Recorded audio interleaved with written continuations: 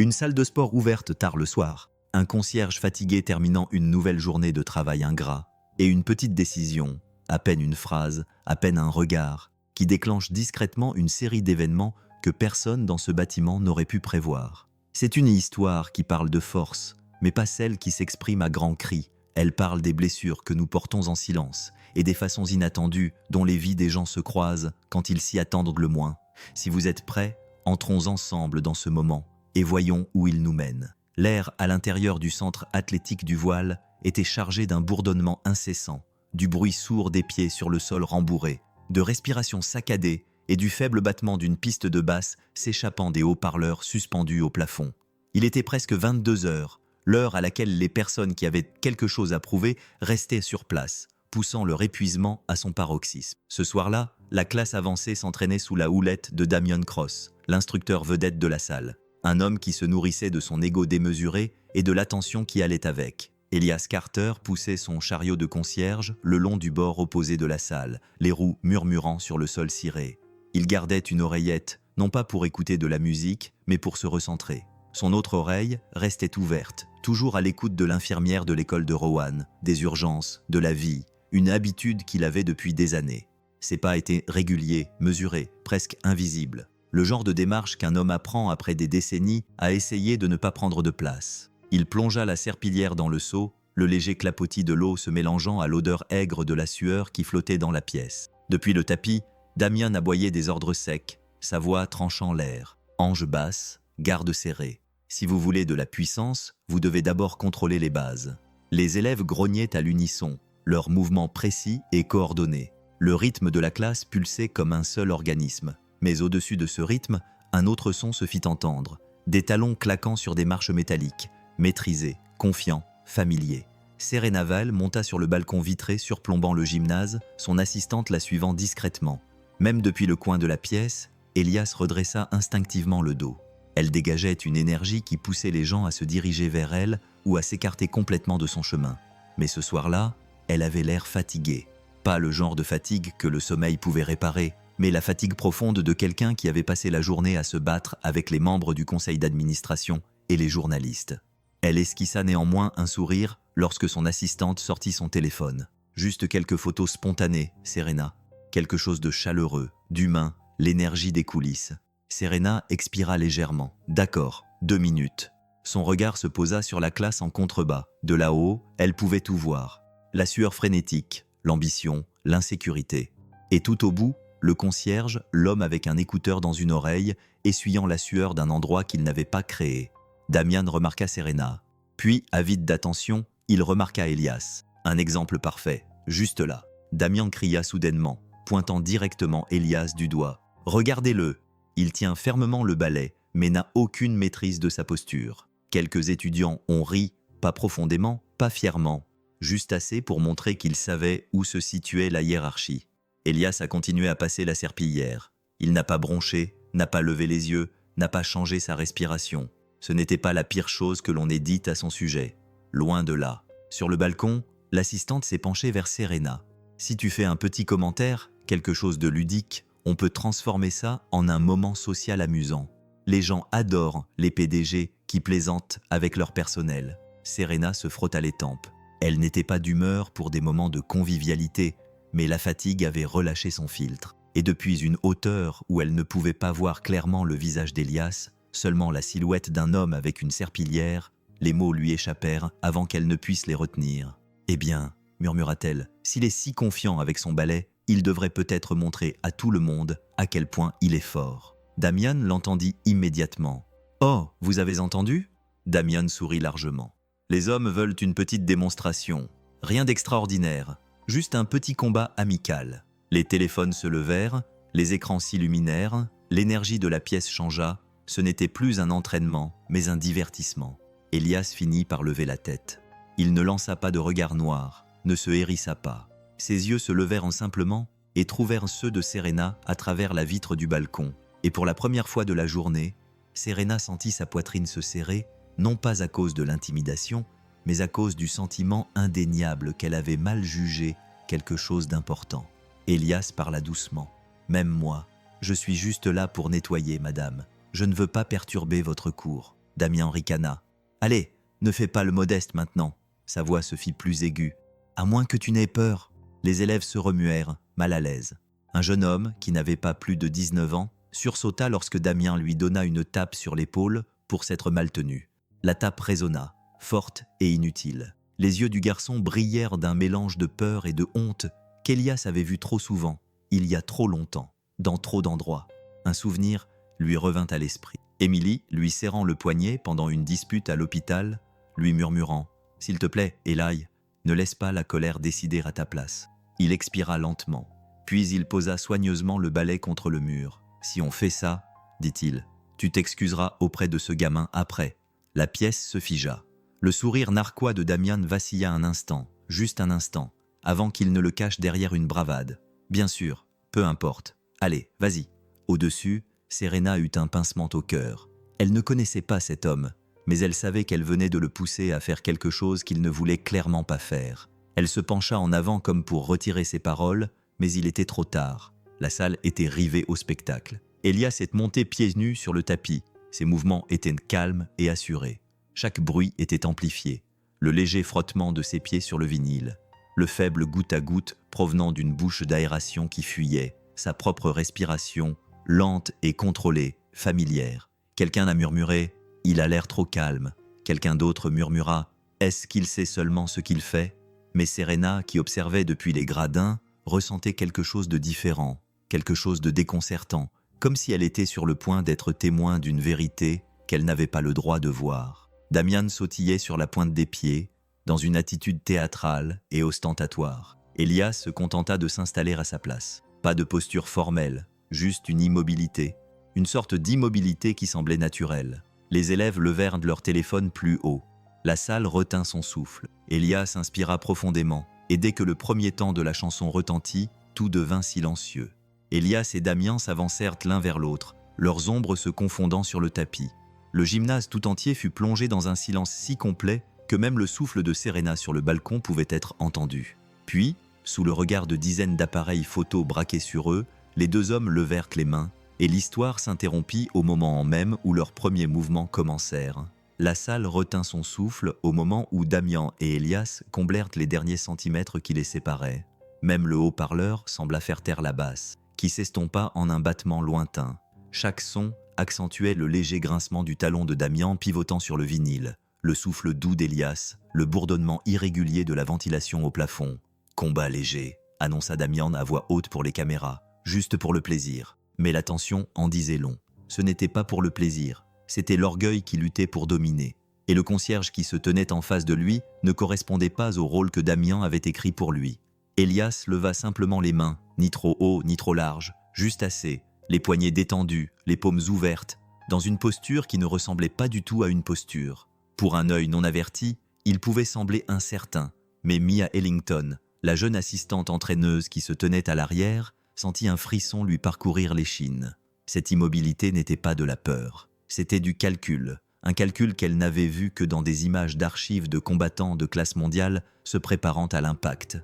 Damien commença le spectacle avec enthousiasme. Il se pavanait de gauche à droite, se craquait le cou, roulait les épaules, marmonnant assez fort pour que les élèves l'entendent. « Ne clignez pas des yeux, mes amis, ça va aller vite. » Il lança le premier jab, rapide et précis. Elias ne bloqua pas, ne riposta pas.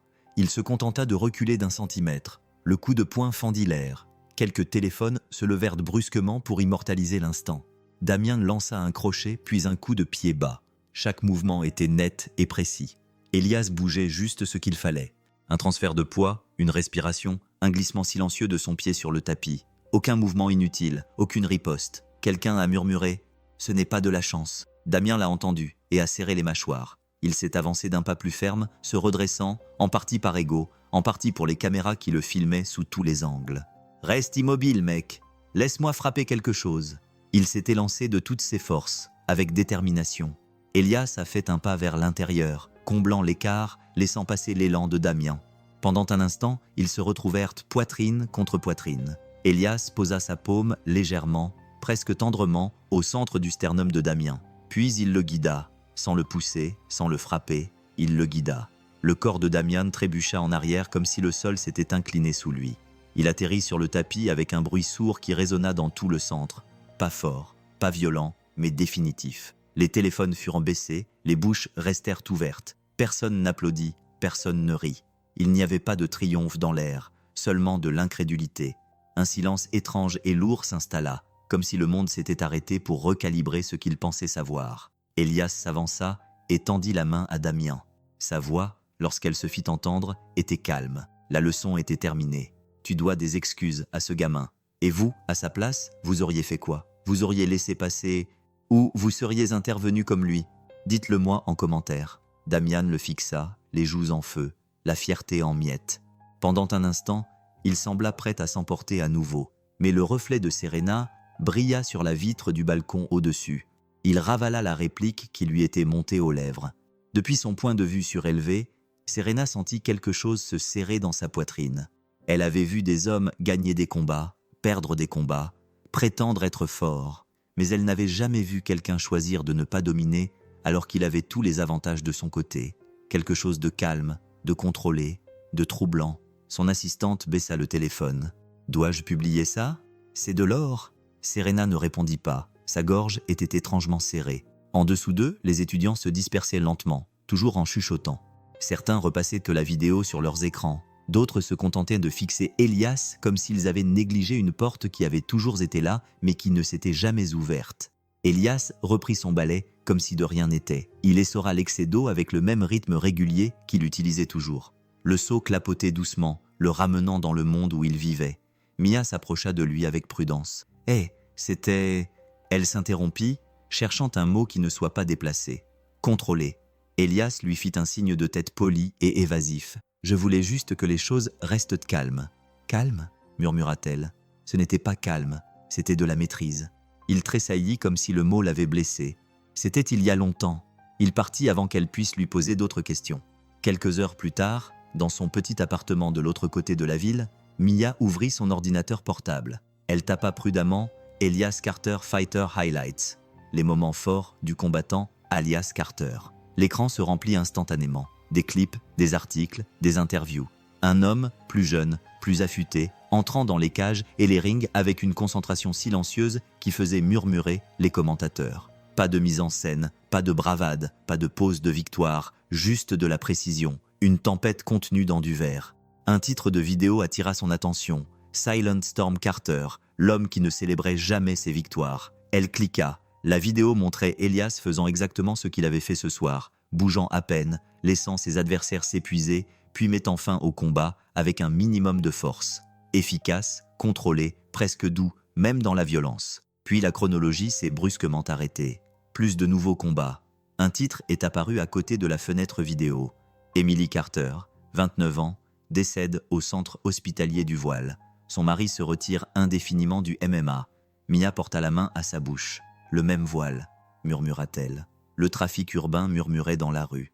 Mais dans son appartement, le seul bruit était le léger clic de sa souris alors qu'elle faisait défiler le passé qu'il ne voulait clairement pas que quelqu'un redécouvre.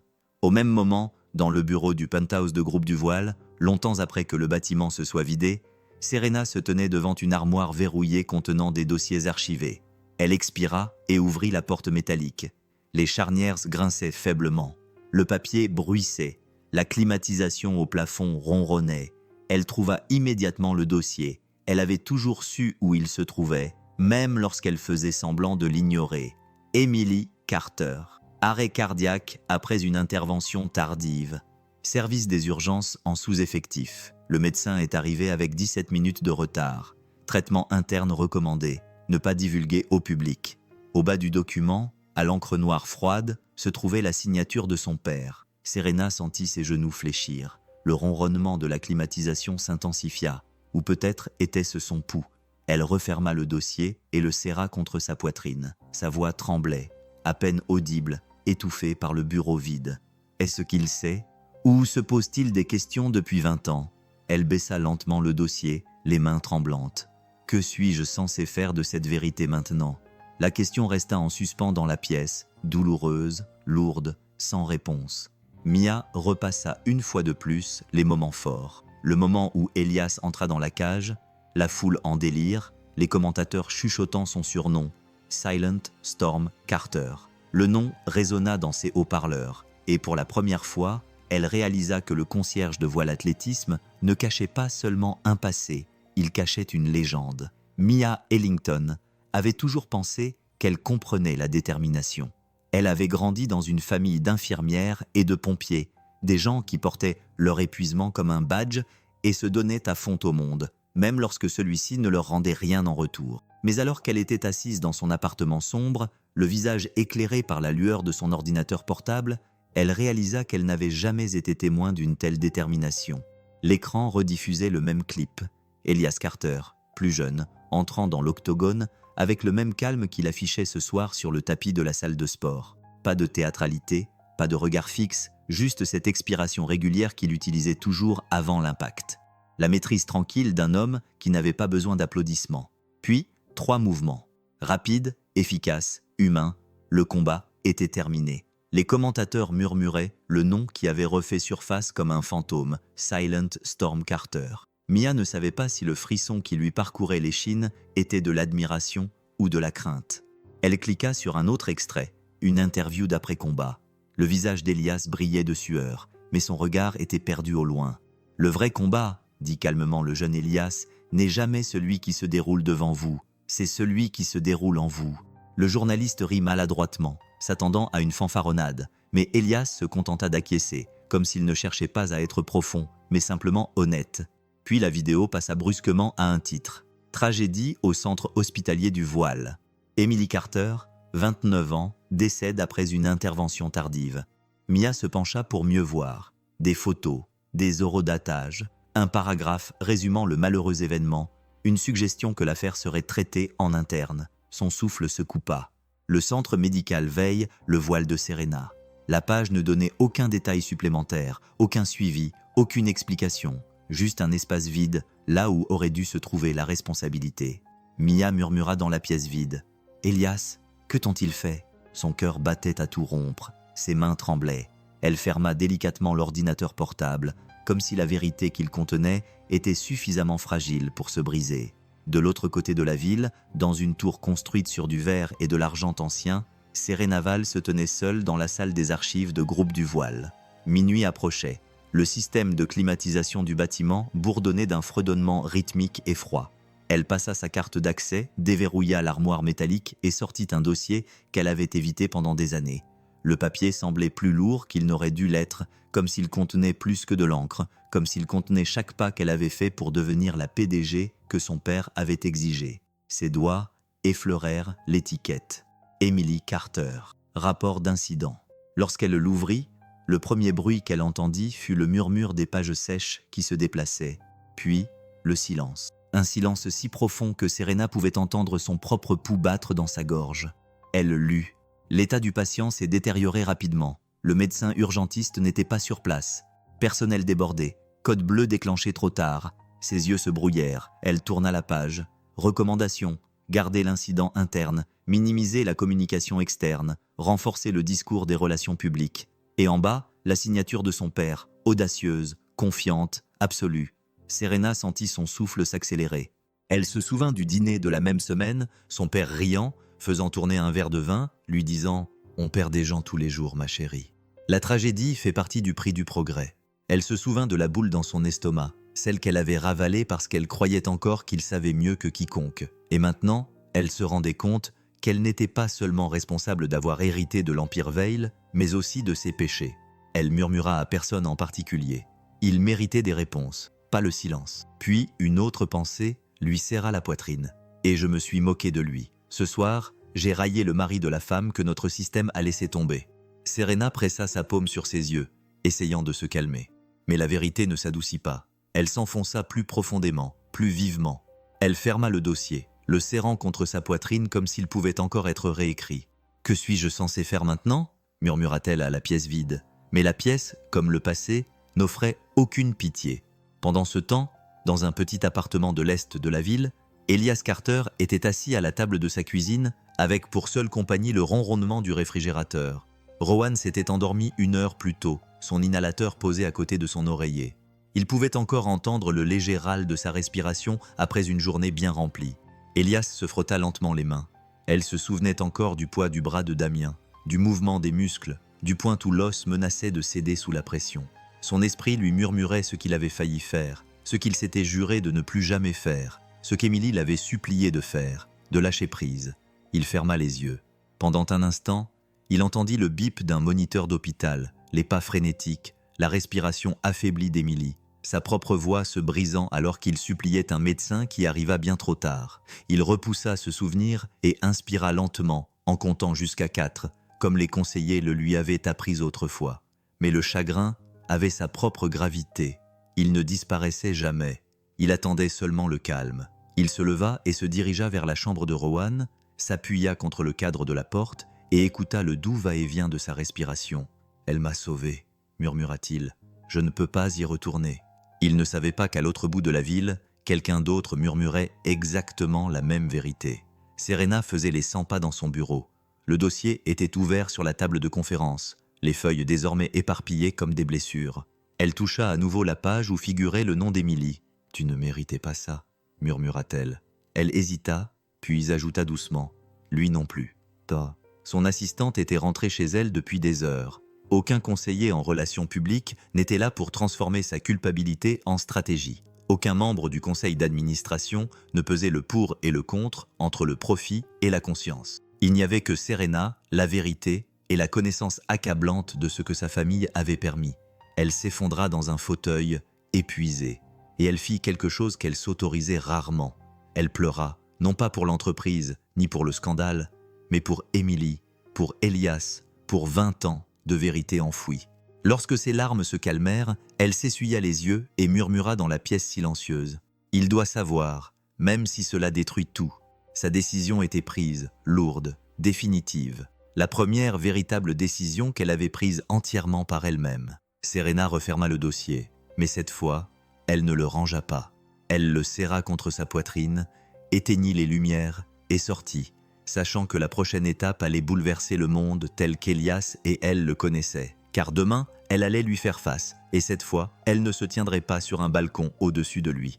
Elle se tiendrait face à lui, avec la vérité qui pourrait les détruire tous les deux.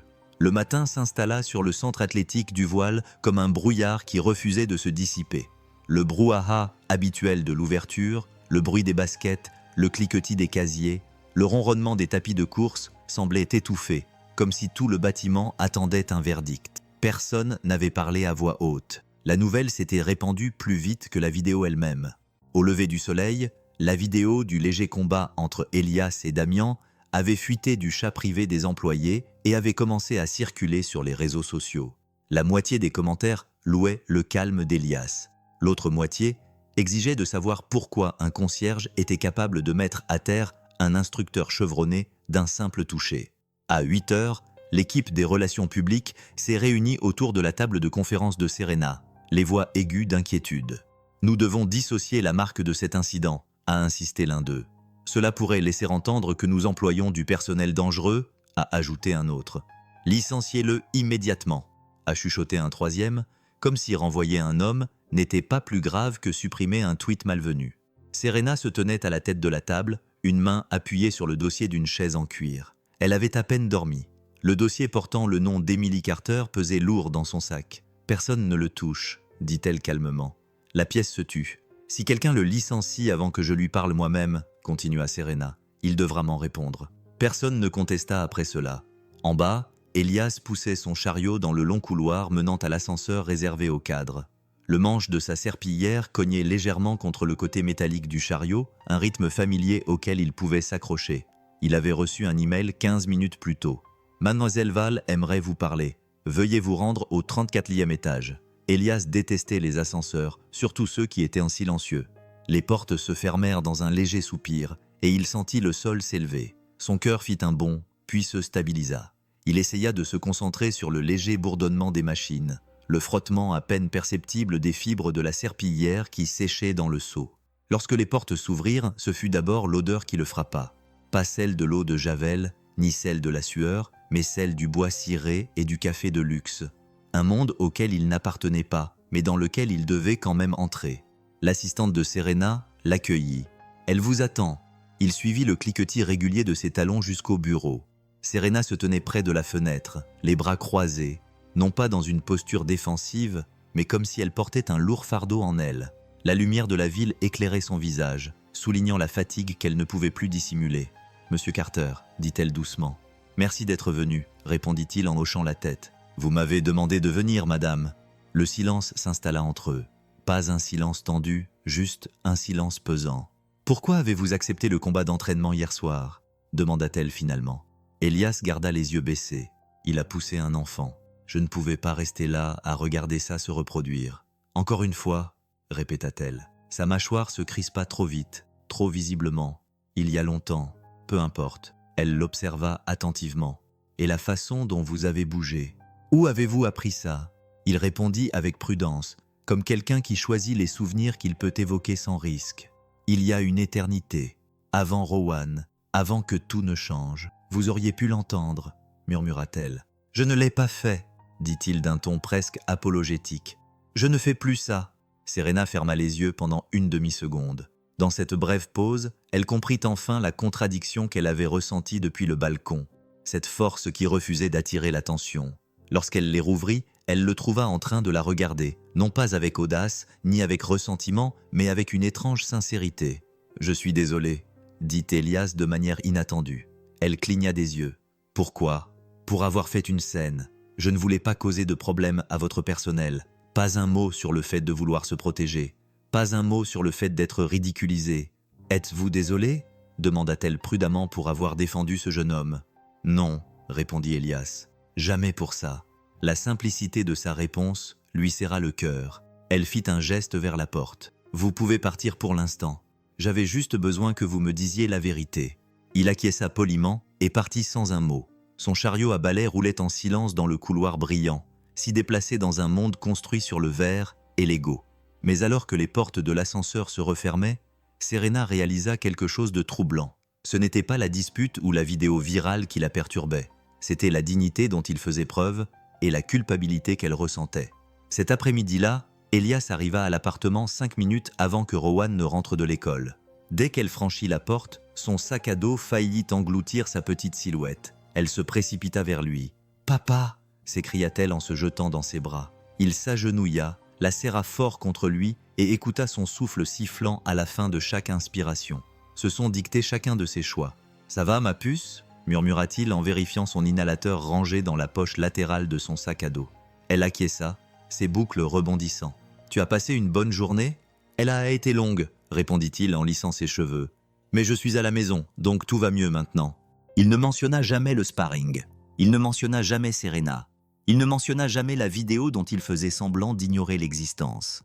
La protéger signifiait la protéger du monde dans lequel il vivait autrefois et du monde auquel il essayait désespérément de ne jamais retourner.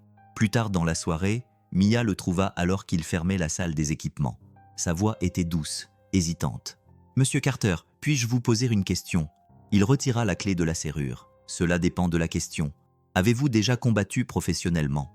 Pour la première fois de la journée, il baissa sa garde, pas de manière visible, mais dans une légère hésitation de son souffle. « Je ne fais plus ça, » répondit-il légèrement.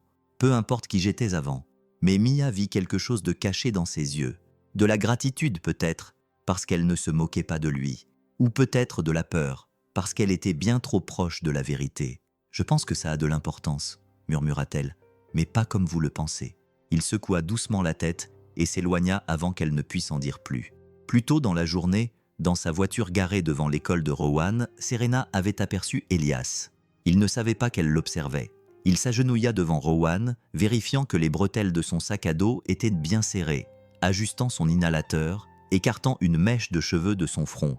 Ce n'était pas un combattant, ni une menace, juste un père qui avait déjà trop perdu. Serena agrippa le volant, la poitrine serrée par le poids du dossier posé sur le siège passager. « Il n'a pas besoin d'un PDG, » murmura-t-elle. « Il a besoin de réponse, et peut-être qu'elle a besoin de pardon. » Alors que Serena s'éloignait du trottoir devant l'école, son téléphone vibra, signalant un message de son assistante juridique. Le conseil d'administration souhaiterait examiner l'incident. Certains membres veulent qu'il soit licencié immédiatement. Serena fixa le texte, le cœur battant à tout rompre. Elle jeta un coup d'œil dans le rétroviseur, apercevant Elias qui rentrait chez lui en tenant la petite main de Rowan, et murmura, presque pour elle-même, « Ils n'ont aucune idée de ce qu'ils touchent. La matinée commença comme beaucoup d'autres pour Elias, mais son corps le trahit bien avant que son esprit ne comprenne.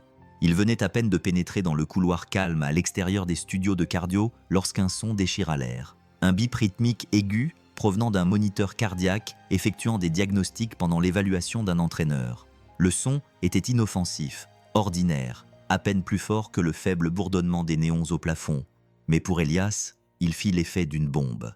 Son souffle se coupa, sa vision se rétrécit.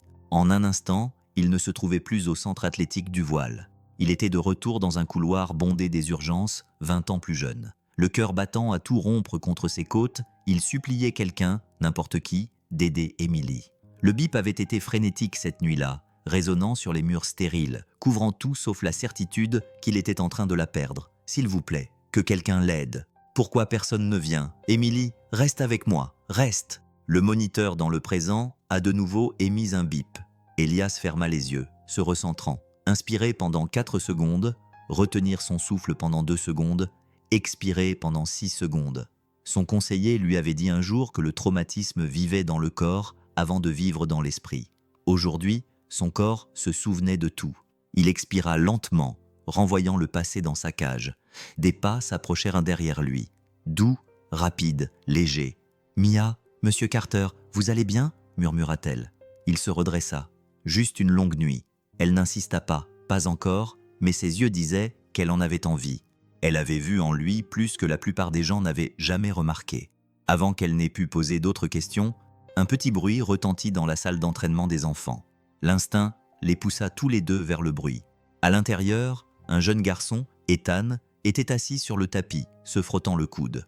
L'un des nouveaux entraîneurs semblait figé, ne sachant pas comment réagir. Elias s'accroupit à côté du garçon. « Salut, champion. Ça va ?» Le garçon renifla. « J'ai glissé. Voyons voir. » Elias fit doucement pivoter le bras de l'enfant. « Ce n'est qu'une contusion. Tu t'es fait peur plus qu'autre chose. » Il aida Ethan à se relever, lui montrant comment rentrer le menton, garder l'équilibre et rouler en toute sécurité s'il tombait à nouveau. Sa voix était calme, chaleureuse, rien à voir avec l'homme froid et efficace que les gens imaginaient. Mia observait en silence, captivée. C'était la même technique qu'elle avait observée dans ses anciens combats, une patience précise, mais adoucie maintenant par quelque chose de plus profond, de la compassion. Il n'enseignait pas pour impressionner, il enseignait pour protéger. Quand Ethan courut rejoindre les autres, Mia s'approcha de lui. « Tu sais, » murmura-t-elle, « les gens qui bougent comme toi enseignent généralement de manière professionnelle. »« Je ne suis pas professeur, » répondit Elias d'une voix basse. « Plus maintenant. Peut-être pas officiellement, dit-elle. Mais cet enfant t'a écouté plus qu'il n'a écouté la moitié des instructeurs ici. » Elias lui adressa un sourire faible et fatigué et quitta la pièce, le manche de la serpillière balançant légèrement dans sa main. Plus tard dans l'après-midi, Serena se tenait dans un coin de la salle d'entraînement des juniors. Elle n'avait dit à personne qu'elle venait, ni à l'équipe des relations publiques, ni au conseil d'administration, ni même à son assistante. Elle voulait simplement observer. Elle l'aperçut avant qu'il ne la remarque. Il était à nouveau agenouillé par terre, montrant à un jeune garçon comment repositionner son poignet pour éviter les entorses. Sans ego, sans impatience. Sa voix avait une douceur étrange qui ne correspondait pas à la vidéo virale qui circulait. Puis Rowan arriva, son sac à dos rebondissant tandis qu'elle courait.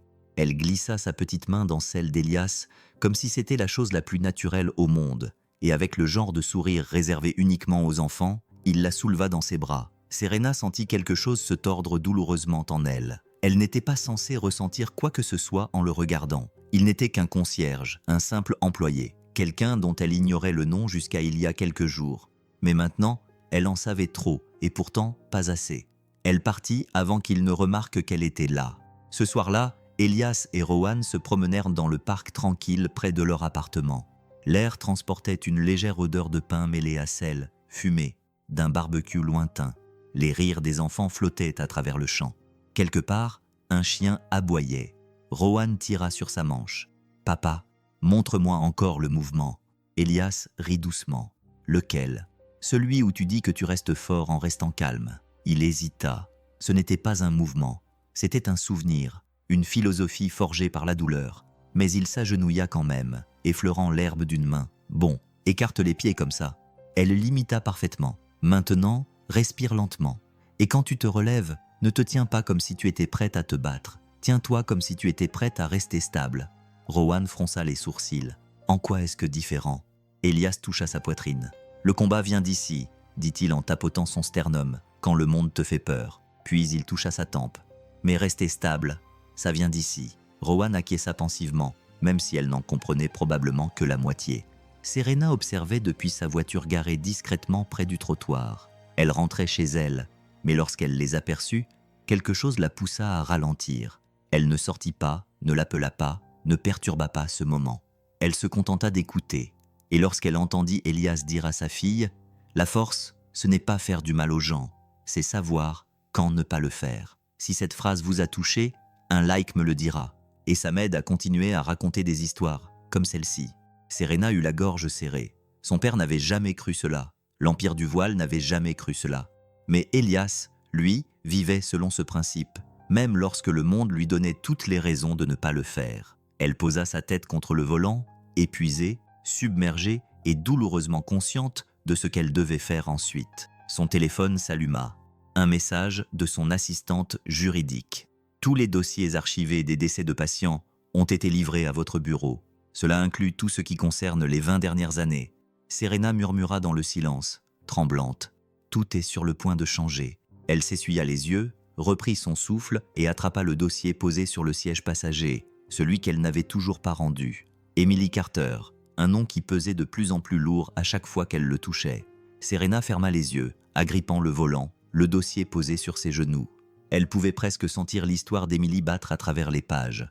Demain, elle commencerait l'enquête, et Elias apprendrait la vérité.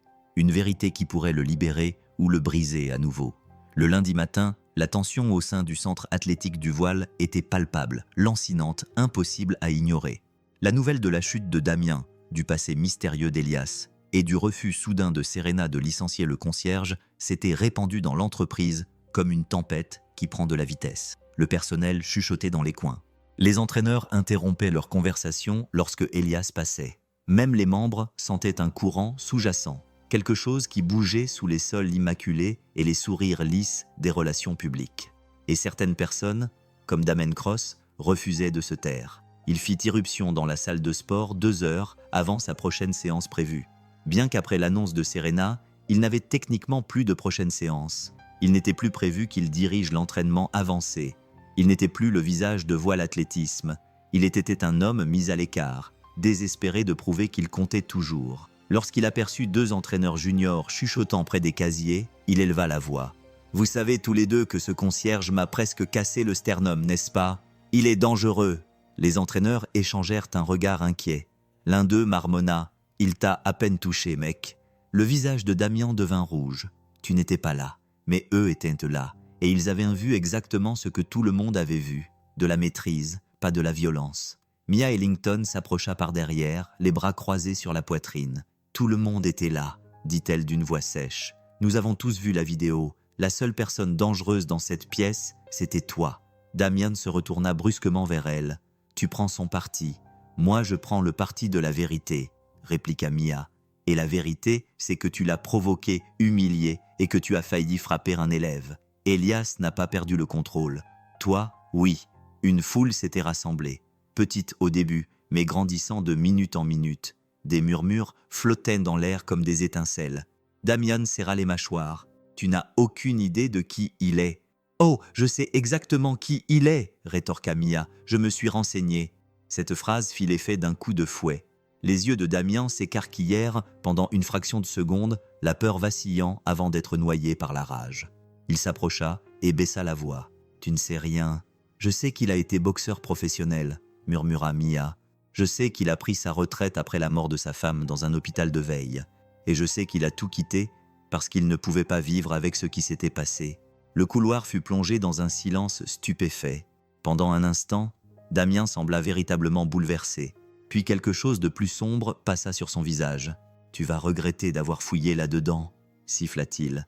Mais Mia ne recula pas. « Le seul regret ici, c'est qu'on t'ait jamais confié des élèves. » Les portes du gymnase claquèrent lorsque Damien sortit en trombe, mais sa menace resta suspendue dans l'air longtemps après son départ. De l'autre côté de la ville, derrière les murs de verre du siège social de veille, Serena faisait face à une tempête d'un autre genre.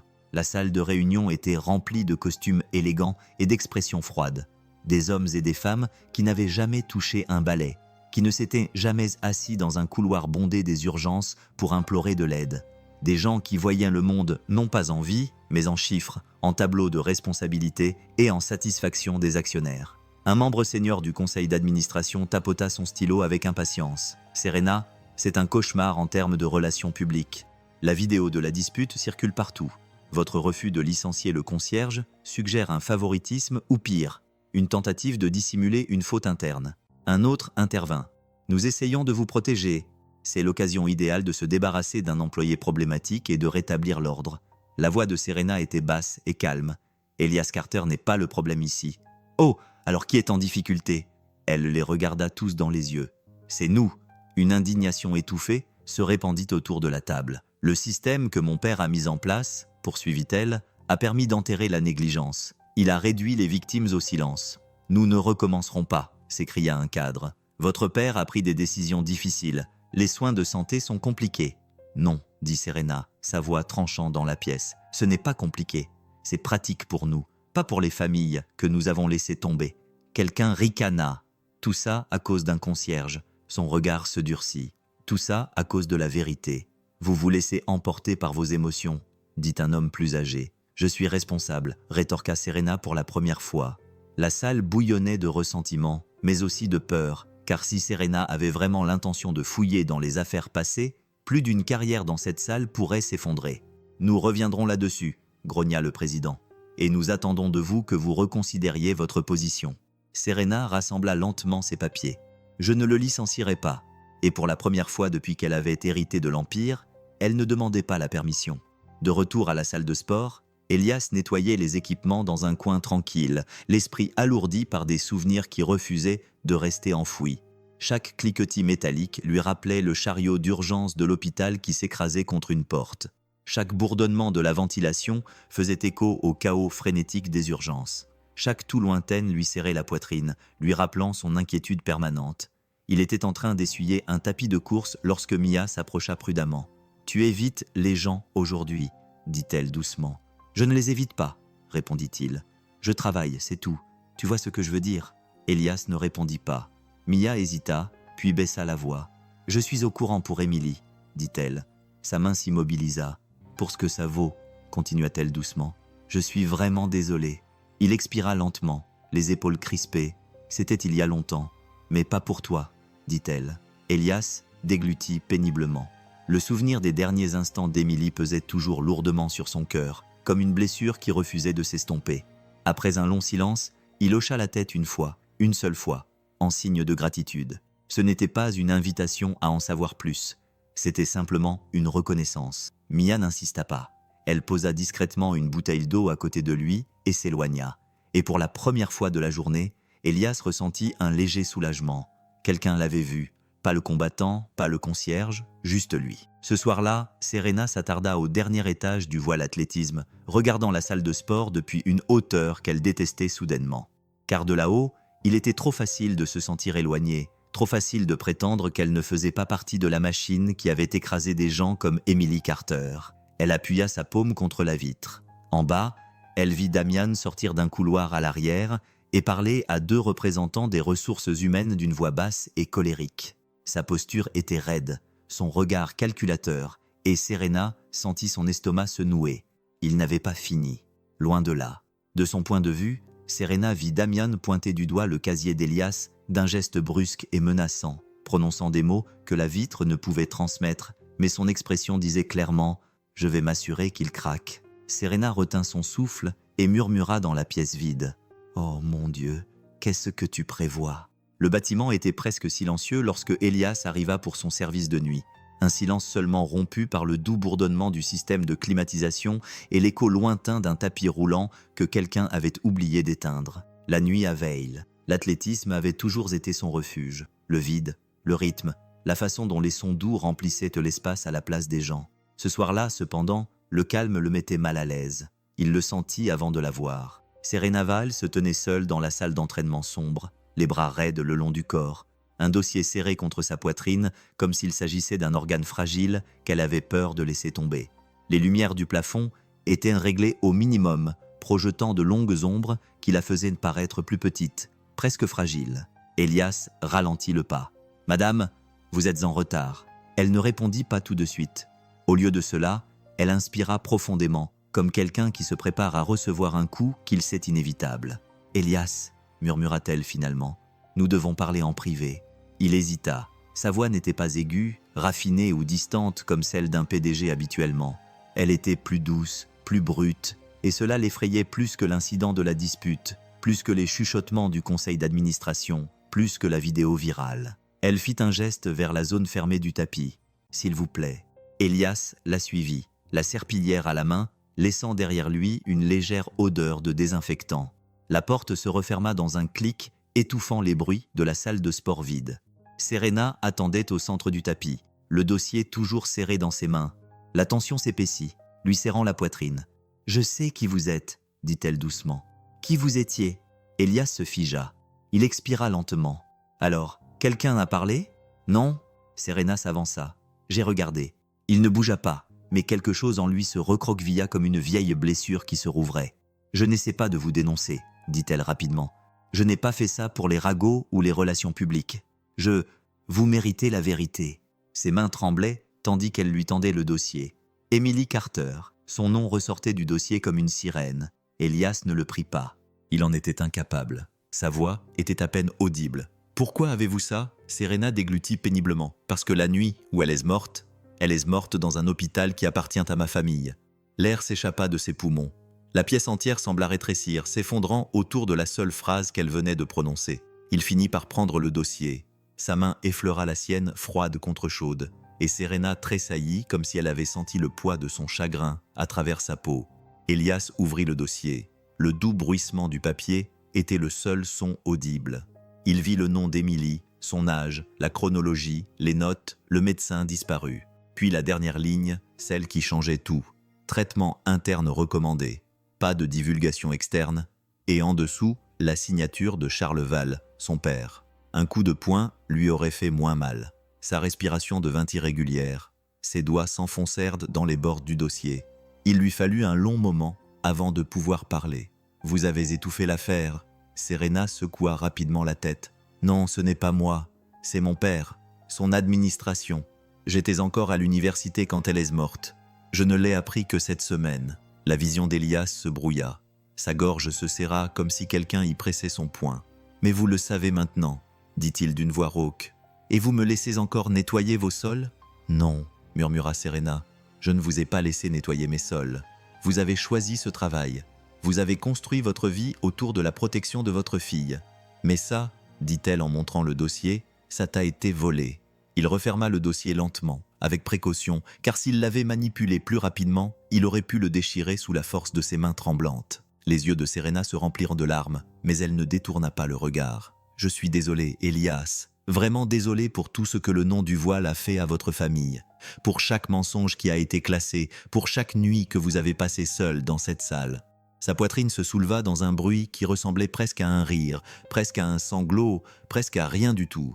« Tu penses qu'une excuse peut réparer 20 ans ?» demanda-t-il. « Non, » répondit-elle doucement. « Je ne pense pas que quoi que ce soit puisse le faire, mais je peux te donner la vérité, et je peux te soutenir si tu choisis de lutter contre le système qui lui a fait du mal. » Elias la regarda d'un air sévère. « Lutteur ? Tu vas témoigner contre ta propre entreprise. » Serena acquiesça lentement. « Oui, si c'est ce que tu veux. » Elias la fixa, sentant 2 décennies de colère s'enrouler en lui comme un fil électrique. Une partie de lui voulait tout brûler, voulait voir tous les logos veille retirés de tous les bâtiments, voulait la justice, voulait la vengeance, voulait. Puis un petit souvenir refit surface. La voix d'Emily. « Ellie, ne laisse pas la colère décider à ta place. » Il expira longuement et profondément, le pouls battant dans ses oreilles. Il leva les yeux vers Serena. « Sais-tu combien de personnes comme Emily apparaissent dans ces dossiers ?» Ses lèvres tremblèrent. Trop. Il acquiesça.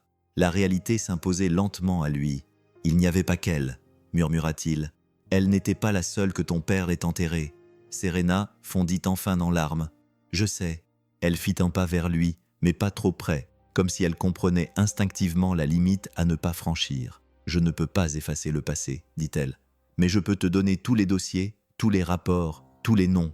Et si tu veux réduire cette entreprise en cendres, je ne t'en empêcherai pas. » Le silence s'installa entre eux, profond, douloureux, fragile, et depuis le couloir, juste derrière la porte fermée, un léger bruit de pas s'éloigna. Quelqu'un avait écouté, mais aucun d'eux ne l'avait remarqué. Pas encore. Au bout du couloir, caché dans l'ombre d'une porte non éclairée, Damien Cross recula, les yeux écarquillés, le visage pâle. Il n'avait pas tout entendu, mais il en avait entendu assez. Sa voix se réduisit à un murmure dangereux. Les concierges ont donc rallié le PDG à leur cause et ont trouvé suffisamment de saleté pour enterrer Veil. Un sourire cruel se dessina sur son visage.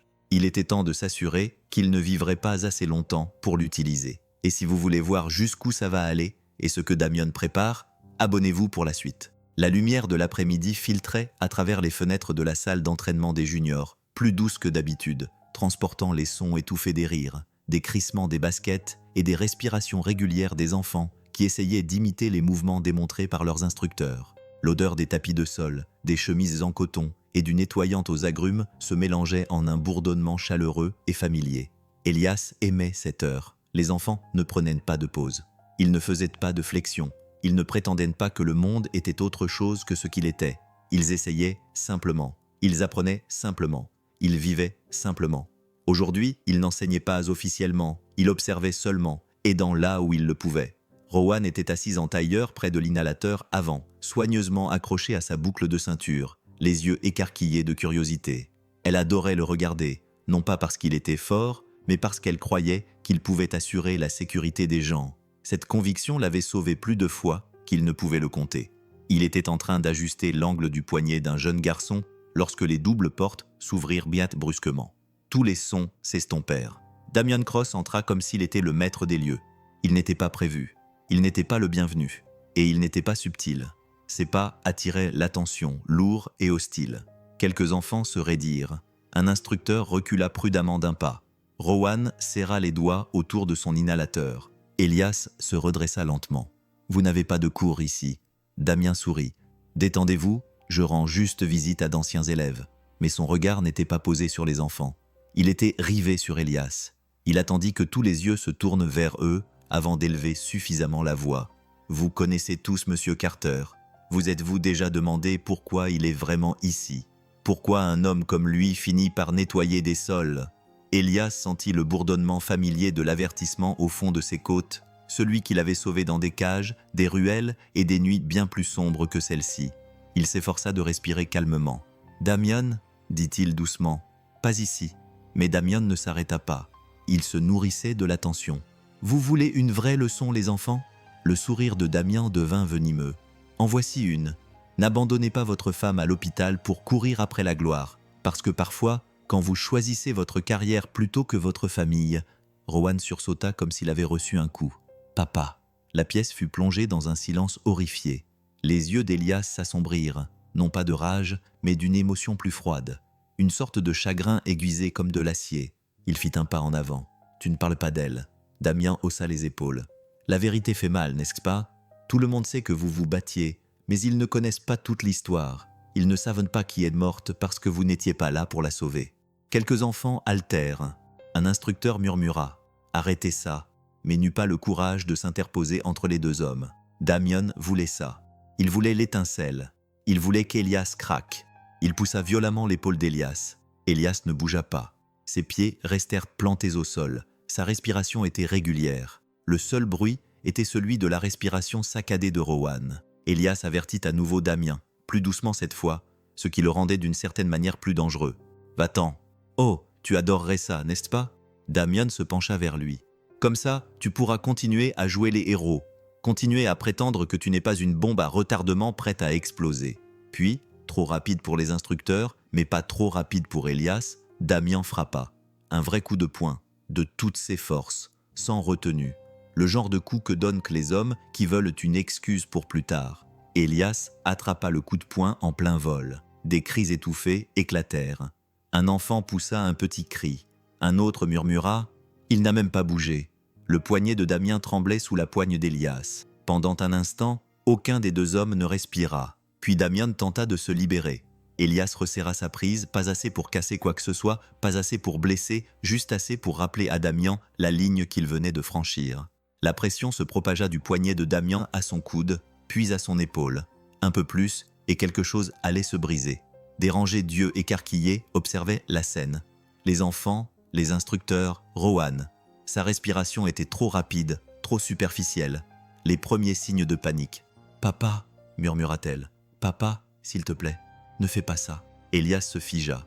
Tout autour de lui s'effaça. Le bras tremblant de Damen, la peur des enfants, le silence stupéfait de l'instructeur. Tout ce qu'il pouvait entendre, c'était la voix de Rowan se mêlant à celle d'Emily il y a 20 ans. « Ellie, ne laisse pas la colère décider à ta place. » Il relâcha son étreinte. Damen trébucha en arrière, serrant son bras, pâle de choc. Elias baissa lentement la main, le souffle haletant alors qu'il luttait contre la tempête qui bouillonnait en lui.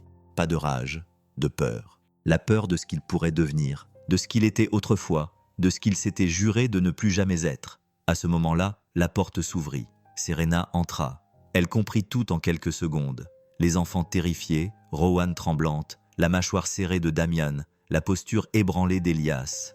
Mais ce qui la frappa le plus, ce n'était pas la menace de violence. C'était le fait qu'Elias ait choisi la retenue, alors que tout en lui avait des raisons de ne pas le faire. Sa voix prit un ton qui résonna dans toute la pièce. « Damian Cross. » Il se raidit. « Vous êtes officiellement renvoyé de voile athlétisme, » dit-elle sans hésitation. « À compter de maintenant. » Il resta bouche bée. « Vous ne pouvez pas me surveiller. » Son regard était glacial. « Vous mettez nos élèves en danger, vous provoquez le personnel, et vous utilisez le traumatisme de quelqu'un comme une arme pour satisfaire votre propre orgueil. C'est fini pour vous. » Damian regarda tour à tour Serena et Elias, réalisant à quel point il n'avait plus aucun pouvoir. Il ricana. « Vous vous rangez de son côté. » Un concierge.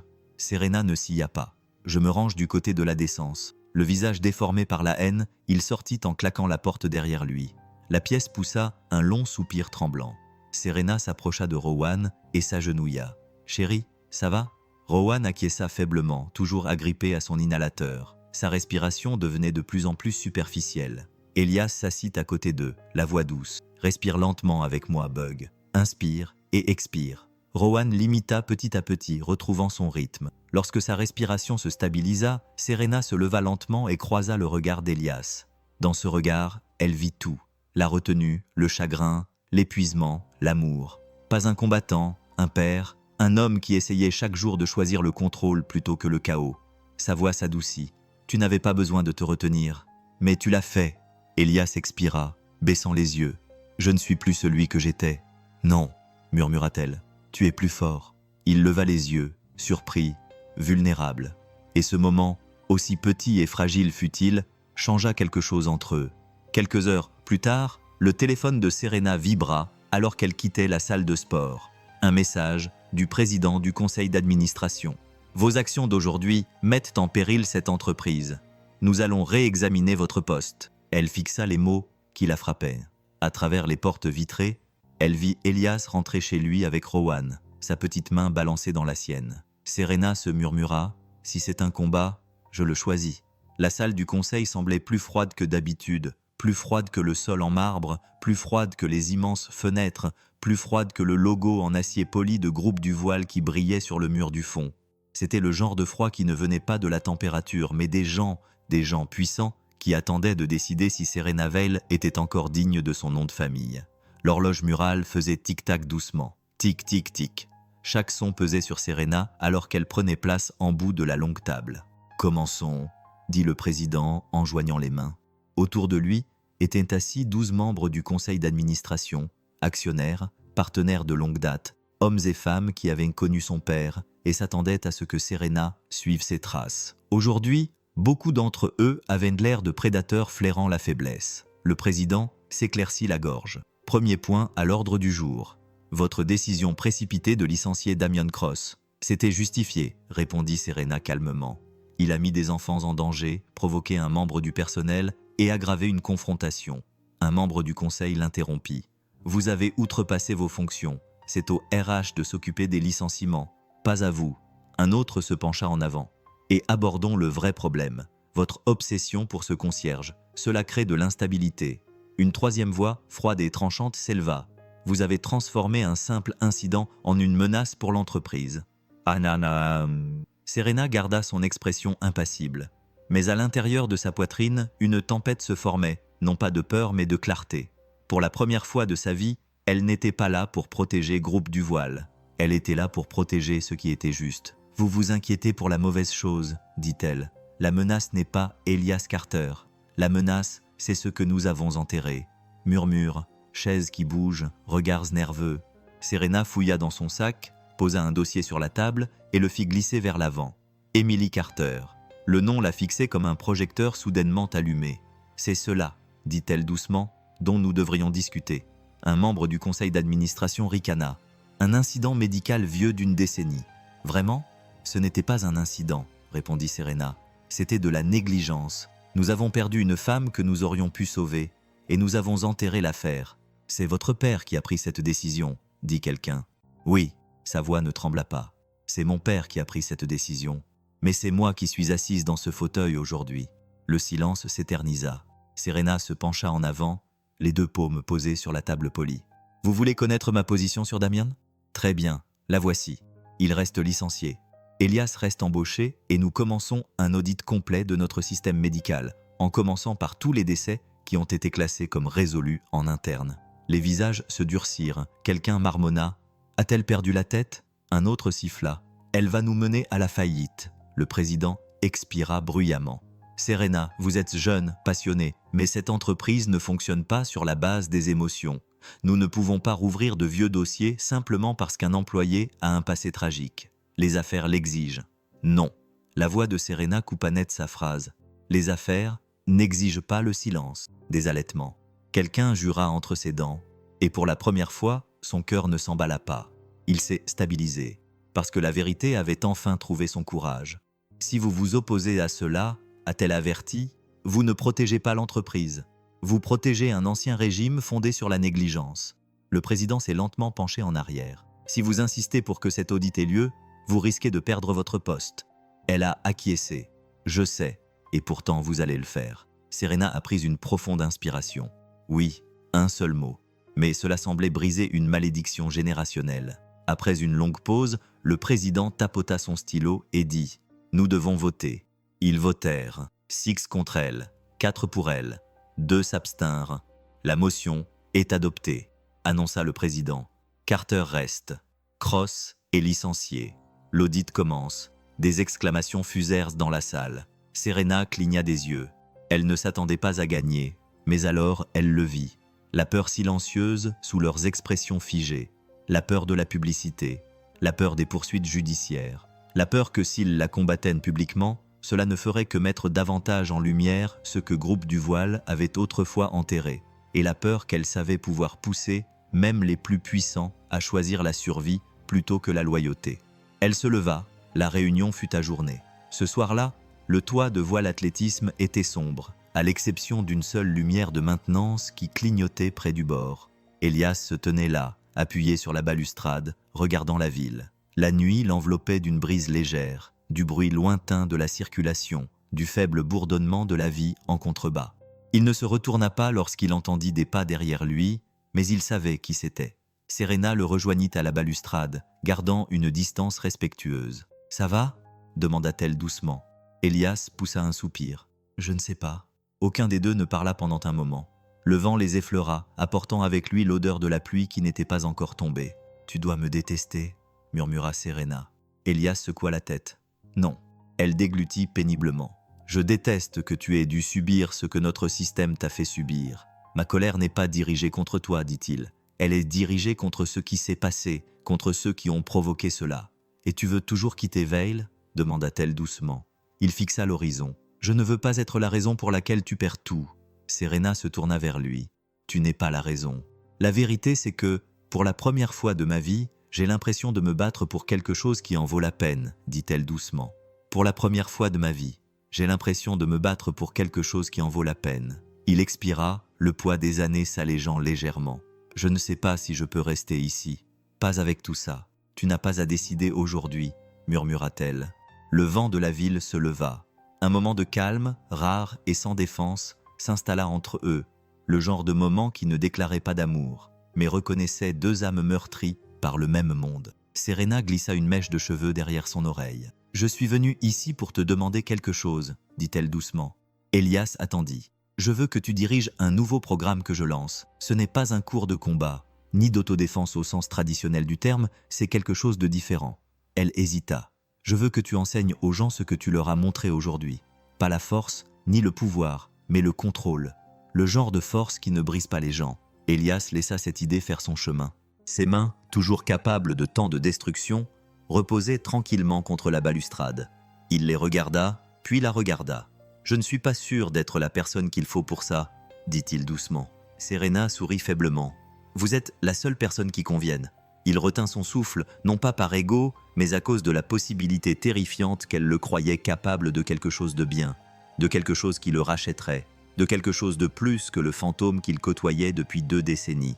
Alors qu'Elias regardait à nouveau vers la ville, la voix de Serena lui parvint une dernière fois. « Si tu dis oui, tout changera. » Et il savait que c'était vrai, car dire oui signifiait sortir de l'ombre. Dire oui signifiait laisser le monde le voir à nouveau. Dire oui signifiait affronter l'héritage de la mort de sa femme. Et dire oui signifiait entrer dans un avenir qui, de manière dangereusement inattendue, l'incluait.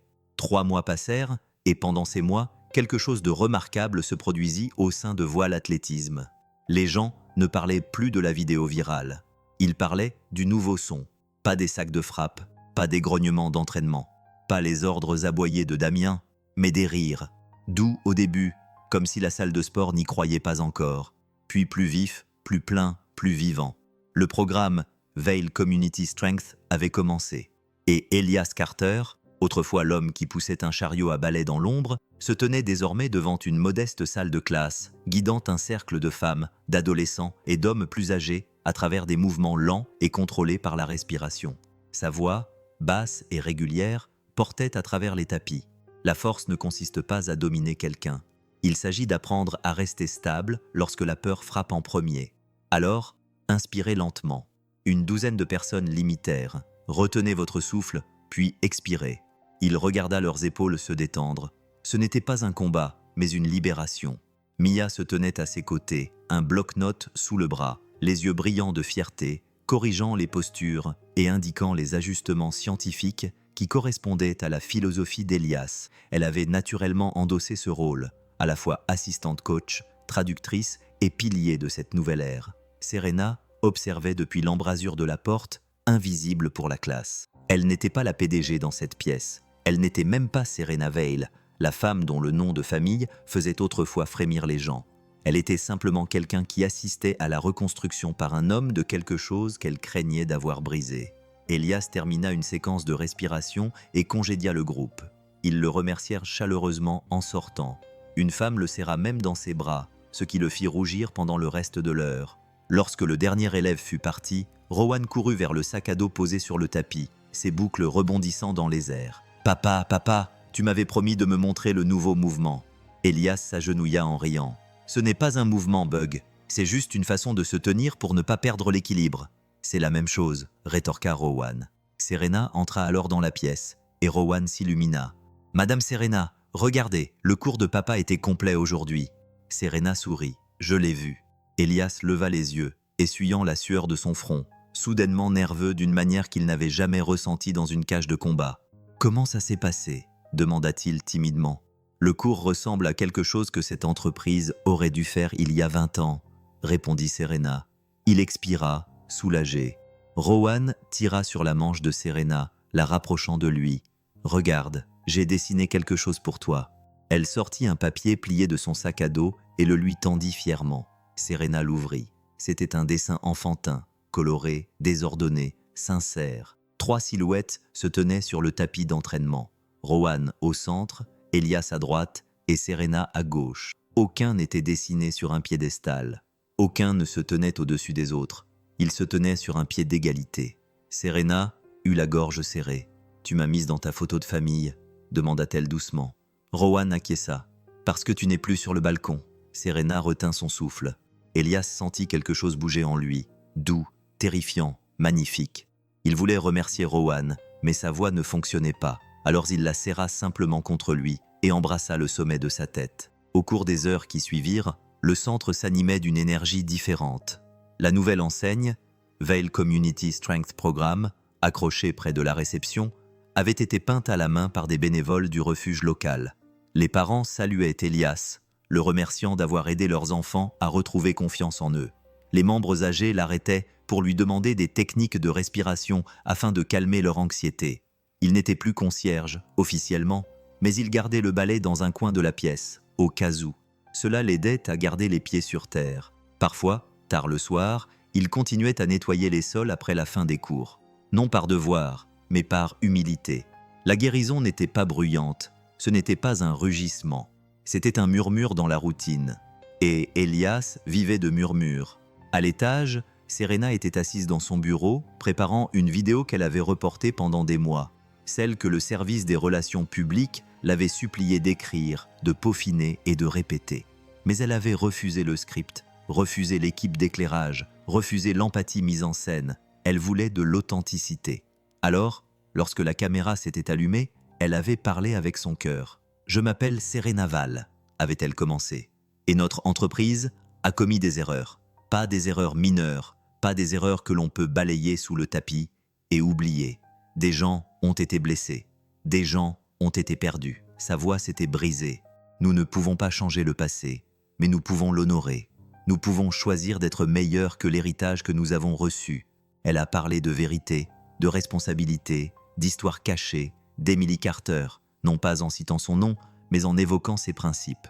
Puis elle a présenté le programme de renforcement de la communauté, non pas comme une stratégie de marque ou une opération de relations publiques visant à limiter les dégâts, mais comme une promesse de reconstruire quelque chose d'humain au sein d'une entreprise devenue trop froide. À la fin de la vidéo, son assistante a essuyé ses larmes. « Nous la publierons ce soir », a chuchoté Serena. Quelques heures plus tard, le cours était terminé. Elias éteignit les lumières et accompagna Rowan jusqu'à la voiture de Serena, où les trois se tinrent ensemble dans le doux silence du soir. Rowan s'arrêta pour refaire son lacet, laissant Elias et Serena debout côte à côte sous la lueur chaude du lampadaire. C'est Serena qui rompit le silence. « Elias, ce programme n'existerait pas sans vous. » Il baissa les yeux. « J'enseigne simplement ce que j'ai dû apprendre à mes dépens. C'est ce qui rend ce programme si efficace, dit-elle. Il y a ici des gens qui n'ont jamais entendu une voix comme la tienne. Ma voix. » Elias rit doucement. « Je parle à peine. »« Tu n'as pas besoin de parler beaucoup, » répondit-elle. « Les gens écoutent quand même. » La douceur de son ton le bouleversa plus que n'importe quel combat d'entraînement. Rowan finit de nouer son lacet et courut vers eux. « Papa, » dit-elle d'un ton enjoué, « est-ce que toi et mademoiselle Serena allez prendre un café un jour ?» Elias sentit la chaleur lui monter au cou. Seulement si quelqu'un de petit donne son accord. » Serena sourit en écartant une mèche rebelle du front de Rowan. « J'aimerais beaucoup. » Elias expira par le nez, essayant de calmer la vague de chaleur qui l'envahissait à ses mots. Un avenir qu'il ne s'était jamais autorisé à imaginer semblait enfin à portée de main. Pas un avenir défini par la perte, pas un avenir hanté par la culpabilité, mais un avenir construit sur ce qu'il pouvait donner, et non sur ce qu'il avait perdu. Alors qu'Elias installait Rowan dans la voiture, Serena s'approcha et dit doucement « Demain matin, l'équipe d'audit commencera son premier examen des fichiers cachés, y compris ceux d'Emily. » Son souffle se coupa. Serena soutint son regard. « Quoi que nous trouvions, quoi qu'il arrive, nous y ferons face ensemble. » Elias la regarda avec admiration, admirant son courage, sa sincérité, le poids qu'elle portait désormais à ses côtés. Et pour la première fois en 20 ans, il ne se sentit plus seul. Le matin était si calme qu'on pouvait entendre le doux bruissement des feuilles effleurant les pierres tombales. Une légère brise soufflait sur le cimetière, apportant avec elle l'odeur de la rosée, de la terre humide et peut-être d'un souvenir plus ancien, ou l'écho de choses autrefois aimées. Elias Carter se tenait devant une modeste pierre tombale, avec Rowan à sa droite et Serena à sa gauche. Il n'était pas revenu ici depuis des années, non pas parce qu'il s'en moquait, mais parce qu'il avait passé 2 décennies à croire qu'il avait trop échoué pour mériter le pardon. À présent, pour la première fois, le silence autour de la tombe d'Emily ne l'écrasait pas. Il l'invitait. Il s'agenouilla, balayant quelques feuilles mortes. Ses doigts tremblaient, non pas de peur, mais sous le poids de tout ce qu'il avait besoin de dire. « Salut, maman », murmura-t-il. Le vent se mit à souffler, comme pour lui répondre. « J'ai amené de la compagnie aujourd'hui. » Rowan se pencha en avant, et posa un petit dessin qu'elle avait fait. 3 silhouettes se tenant la main sous un soleil souriant. « C'est nous », murmura Rowan. « Papa dit que c'est grâce à toi qu'il apprend aux gens à être forts de la bonne manière. J'espère que tu aimes le dessin. » Serena s'avança prudemment, sa voix plus douce qu'il ne l'avait jamais entendue. « Je ne te connaissais pas, » dit-elle, s'adressant à la tombe comme à une amie. « Mais je sais ce qui t'a été enlevé, et je suis désolée. Non pas parce que je dirige l'entreprise qui vous a laissé tomber, mais parce que j'aurais aimé pouvoir vous protéger. Vous méritiez mieux. » Elle déposa un petit bouquet de lys blanc, noué d'un ruban arborant, le logo du voile, non pas fièrement affiché, mais discrètement glissé sous les fleurs. Une reconnaissance silencieuse, des excuses silencieuses. Elias ferma les yeux. Il pouvait entendre la voix d'Émilie, telle qu'elle remplissait autrefois leur petite cuisine, chaleureuse et taquine. Il pouvait entendre la respiration de Rowan à côté de lui, désormais régulière, désormais plus forte. Il pouvait entendre Serena changer de position, légèrement nerveuse, même dans sa douceur. Il reprit la parole, la voix éraillée. « J'ai passé 20 ans à penser que je pouvais fuir la colère, l'enterrer ou la faire disparaître en nettoyant suffisamment de sol. » Il déglutit péniblement. « Mais tu ne voulais pas que je m'enterre avec toi. Tu voulais juste que je vive, que j'élève notre fille, que je porte ce qui comptait. » La brise se leva, effleurant sa joue comme une main dont il se souvenait encore. Il posa sa paume sur la pierre fraîche. « Je ne peux pas changer le passé, » murmura-t-il. « Mais je peux faire en sorte que le reste de ma vie soit quelque chose dont tu serais fier. » Il se leva lentement, prenant doucement la main de Rowan dans la sienne. Serena lui toucha légèrement le bras. Il ne se retira pas, et bien que personne ne l'ait dit à voix haute, tous trois sentirent ce moment les traverser comme la fin d'une longue nuit. Plus tard dans l'après-midi, l'atmosphère à l'intérieur du centre athlétique du Voile bourdonnait de vie. Le hall d'entrée vibrait de l'énergie des familles, des seniors, des adolescents et des gens venus de tous les coins de la communauté. Aujourd'hui n'était pas un cours ordinaire. C'était la première session officielle ouverte du programme Vail Community Strength, désormais pleinement lancé, doté d'un personnel complet et largement plébiscité. Une plaque avait été installée près de l'entrée, en acier brossé, simple et digne. Au centre, gravé en lettres douces et soignées, on pouvait lire « La force sans contrôle est une arme. La force avec compassion est un don. » Emily Carter. Elias s'arrêta devant, sentant quelque chose se dénouer dans sa poitrine, comme un nœud qui se défaisait enfin. Mia s'approcha avec un bloc-notes, rayonnante, prête à accueillir la foule. Il expira lentement, aussi près qu'il ne le serait jamais. Des rangées de personnes remplissaient le studio, des enfants assis en tailleur, des hommes âgés s'étirant avec précaution, des survivants de traumatismes s'accrochant à l'espoir avec des mains tremblantes. Serena se tenait près de la porte, accueillant les nouveaux arrivants, ses talons retirés à côté du tapis en guise de symbole. Plus de distance, plus de balcon. Elias s'avança vers le centre. La salle s'est tue, non par peur ou par curiosité, mais par respect. Il a parlé avec une assurance qui l'a lui-même surpris. Je pensais autrefois que la force signifiait ne jamais perdre, ne jamais lutter, ne jamais ressentir la peur. Il a fait une pause. Mais la force, c'est le contraire. C'est ce que vous choisissez au milieu de la peur. C'est ce que vous protégez. C'est ceux à côté desquels vous vous tenez. Il a regardé Rowan, qui souriait si largement que ses fossettes apparaissaient. Il regarda Mia, dont la compréhension avait été une bouée de sauvetage. Il regarda Serena, qui croisa son regard avec quelque chose qui ressemblait à un mélange de courage et de tendresse. « Je ne suis pas ici pour vous apprendre à vous battre, » poursuivit-il. « Je suis ici pour vous apprendre à rester debout, à l'intérieur comme à l'extérieur. » La salle respira avec lui. Une inspiration collective, un commencement collectif. Il se pencha légèrement et montra la première position. Les pieds bien ancrés au sol, les paumes ouvertes et détendues. Des dizaines de personnes l'imitèrent. Un doux cœur de pas traînant résonna à nouveau dans le studio, dit-il doucement. Ils répétèrent, plus serein cette fois, plus sûr d'eux. Pendant un instant, le monde sembla parfaitement aligné. Le chagrin et la guérison, la perte et l'amour, la force et la douceur, tous partageant le même espace. Après le cours, les gens s'attardèrent, serrant la main d'Elias, le remerciant, partageant leurs histoires.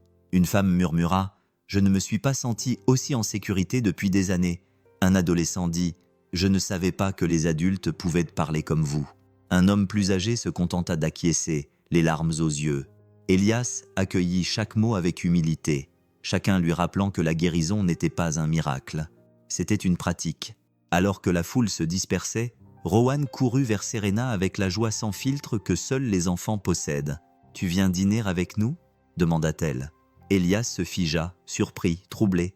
Serena était peut-être occupée, mais elle sourit doucement. « J'aimerais beaucoup, si ça vous convient à tous les deux » applaudit Rowan. « Alors c'est oui. » Elias ne put s'empêcher de rire profondément, d'un rire chaleureux, le genre de rire qui vient de l'intérieur, quand on se sent enfin libre de respirer. Ils sortirent ensemble, baignés par la lumière du soir. Pas de titre, pas de distance, juste 3 personnes qui choisissaient de se lancer dans quelque chose de nouveau. Avant d'atteindre le parking, Elias jeta un coup d'œil à Serena. « Tu es prête pour ça ? L'audit, les retombées, tout ça ?» Elle acquiesça. « Oui, parce que je ne le fais pas seul », soupira-t-il dans un soupir de soulagement. « Aucun de nous n'est plus seul », dit-il. Et d'une certaine manière, ces mots eurent plus de poids que n'importe quel serment qu'il aurait pu faire. Alors que le soleil se couchait derrière les toits de la ville, la voix d'un narrateur s'évanouissait, chaleureuse et pleine d'une sagesse méritée. Un jour, un milliardaire s'est moqué de la force d'un concierge. Mais ce qui a laissé le monde sans voix, ce n'était pas la force de ses coups. C'était la douceur avec laquelle il savait se tenir, la férocité avec laquelle il savait aimer, le courage avec lequel il avait choisi la retenue plutôt que la vengeance.